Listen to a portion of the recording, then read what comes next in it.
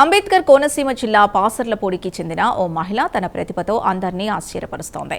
వ్యర్థ పదార్థంగా భావించే కొబ్బరి పీచును అద్భుతమైన కళాకృతులుగా మార్చి ఆకట్టుకుంటోంది. ఈమెకు చిన్నప్పటి నుంచే హస్తకళలపై ఉన్న ఆసక్తి టీచర్ ఉద్యోగాన్ని సైతం వదిలేసేలా చేసింది. కొబ్బరి పీచుతో బొమ్మలు, అలంకరణ వస్తువులు తయారు చేయడంలో నైపుణ్యం సాధించారు. ఇంతకీ ఆ మహిళ ఎవరు? కొబ్బరి పీచుతో ఎలాంటి కళాకృతులు తయారు చేస్తోందనే దానిపై మరింత సమాచారం మా ప్రతినిధి సూర్య అందిస్తారు. అంబేద్కర్ కోనసీమ జిల్లా పి గన్నవరం నియోజకవర్గంలోని మామిడికుదురు మండలం పసలపూడి గ్రామంలో మనం ప్రస్తుతం ఉన్నాం. కోనసీమ పేరు చెప్తే కొబ్బరి చెట్టు పేరు లేకుండా ఉండదు. ఎందుకంటే కోనసీమలో కొబ్బరి చెట్టుకి కొబ్బరికాయకి అంత ప్రాధాన్యం ఉంది. కానీ సాధారణంగా ఇక్కడ ప్రజలు ఏం చేస్తారంటే కొబ్బరికాయలోంచి టెంక తీసేసి ఆ పీసుని పడేస్తూ ఉంటారు, వాడేసి పడేస్తూ ఉంటారు. కానీ ఆ పీసునే ఒక మహిళ ఉపాధిని ఎదుర్కొంది ఆ పీసులోనే. అంటే ఆ పీసుని తీసుకొచ్చి శుభ్రం చేసి కడిగి దాని రోజుల పాటు దాన్ని ఒక కళాఖండంగా తీర్చిదిద్ది ఒక జీవం ఉట్టిపడేలాగా ఒక బొమ్మలు తయారు చేస్తుంది. మరి ఇదే పరిశ్రమ చాలామంది ఇక్కడ చేస్తున్నారు. అయినప్పటికీ ఈ మహిళ ప్రధానంగా ఇక్కడ పాసలపూడి గ్రామంలో ఈ బొమ్మలు ఒక ప్రత్యేకంగా ఆకర్షణగా నిలుస్తున్నాయి. మరి ఈ బొమ్మలు తయారు చేయడానికి అలా ఎంత సమయం పడుతుంది? మరి ఆవిడ అసలు ఈ ఫీల్డ్లోకి రావడం గల కారణాలు ఏంటని చెప్పేసి ఆవిడని అడిగి తెలుసుకుందాం. రండి ఒకసారి. చెప్పండమ్మా, మీ పేరేంటి? నమస్తే అండి, నా పేరు తులసి అండి. నేను గోడితిప్ప నుంచి వస్తానండి ఇక్కడికి.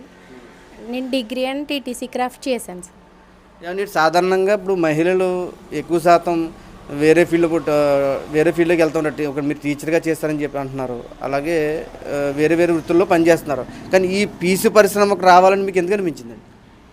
యాక్చువల్లీ చిన్నప్పటి నుంచి నాకు క్రాఫ్ట్ అంటే ఇష్టం సార్. ఏది వచ్చినా నాకు చేయడం ఇంట్రెస్ట్. దాంతో అలా నాతో పాటు అది కూడా పెరుగుతూ వచ్చింది. అందుకని నేను టీటీసీ క్రాఫ్ట్ చేసి స్కూల్లో టీచింగ్ చేశాను. క్రాఫ్ట్ జాబే చేసేదాన్ని. అది ఇలా ఇక్కడ ఈ కాయర్తో చేస్తున్నారు, పీచుతో బొమ్మలు అని తెలిసిన తర్వాత నేను ఇవి ఎక్కడ చేస్తున్నారు ఏంటి అని తెలుసుకుని చూశానండి. అంటే ఒక కొబ్బరి పీచుతో ఒక బొమ్మ తయారు చేయాలంటే అసలు ఎన్ని రోజులు పడుతుందండి? అసలు ఒక్కొక్క బొమ్మకి ఒక్కొక్కలా ఉంటుంది సార్. ఒక్కొక్కరు ఒకలా చేస్తారు. ఒక్కొక్కటి 2 hours 3 hours అవ్వడానికి బొమ్మ అవుతుంది సార్. ఫినిషింగ్ అయితే చాలా టైం పడుతుందండి.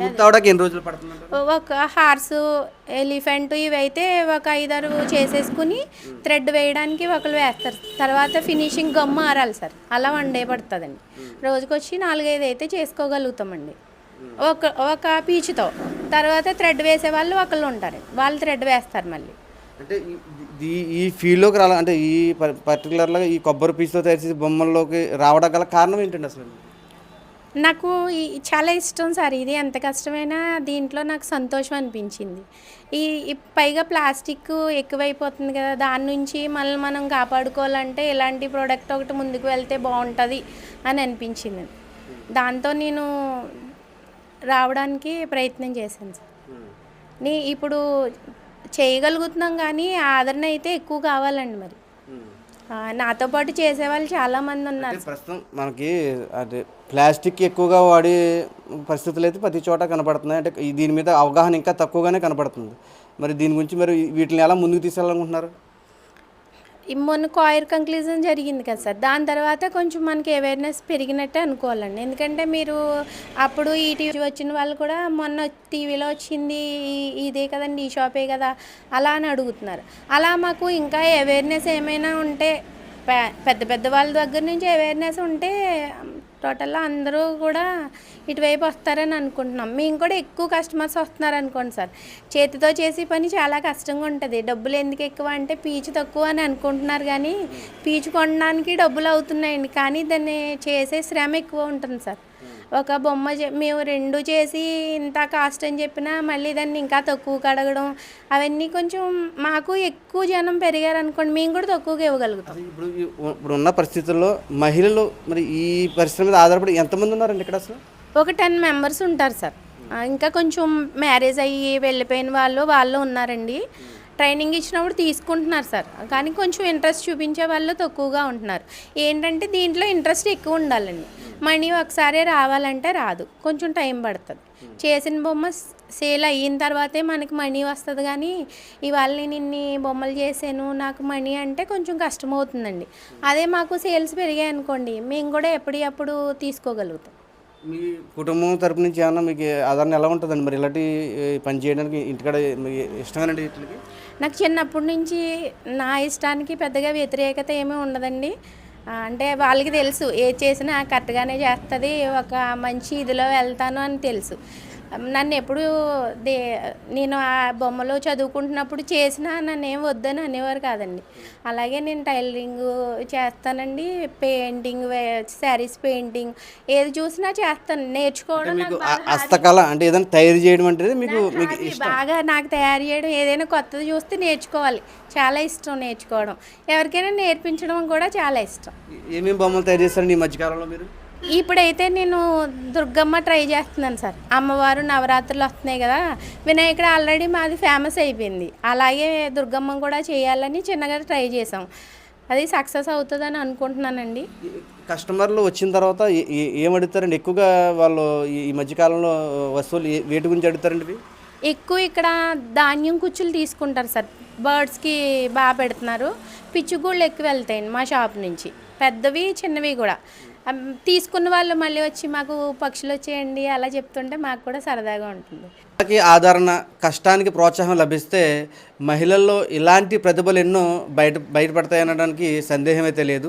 ముఖ్యంగా ఈ పీసు పరిశ్రమ అంటే వాడేసి పడేసే ఈ పీసుని ఇలాగా కళాకృతులు తయారు చేసి అమ్మాలనే ఉద్దేశం అయితే మంచి విషయం అయినప్పటికీ కూడా ప్రజల్లో అవగాహన అయితే ఇంకా పూర్తి స్థాయిలో లేదని చెప్తున్నారు. అలాగే ఏదైతే మనం ప్లాస్టిక్ రహిత సమాజాన్ని మనం అయితే కోరుకుంటున్నామో, ఈ ప్లాస్టిక్ ఏదైతే మనం మార్కెట్లో కొనుక్కుంటున్నామో వాటికి కాపీగా ఇవి తయారు చేయడం జరుగుతుంది. అయితే రేటు విషయంలో అది ఇది కొంచెం తేడా ఉన్నప్పటికీ ఇది న్యాచురాలిటీ అంటే కొబ్బరి పీచుతో తయారు చేసింది కాబట్టి ఇవి ఇంట్లో పెట్టుకుంటే చాలా అందంగా ఉంటాయని చెప్పేసి మరి ఆవిడైతే చెప్తున్నారు. అదేవిధంగా జిల్లా కలెక్టర్ ఆర్ మహేష్ కుమార్ గారు కూడా ఈ కాయిర్ పరిశ్రమని ప్రత్యేకంగా ముందుకు తీసుకురావాలని చెప్పేసి ప్రత్యేకంగా కాంక్లేవులు, అలాగే వీటి గురించి సమావేశాలు, అందరికీ కూడా అవగాహన కల్పించడం లాంటివి మహిళలతో మనం ఈ మధ్యకాలంలో చూస్తున్నాం. అలాగే ఈ పరిశ్రమ అభివృద్ధి చెందితే మహిళలకి ముఖ్యంగా ఉపాధి అవకాశాలు ఎక్కువ కలుగుతాయనే ఉద్దేశంతో ఈ పరిశ్రమను ఎదురు తీసుకోవడం జరుగుతుంది.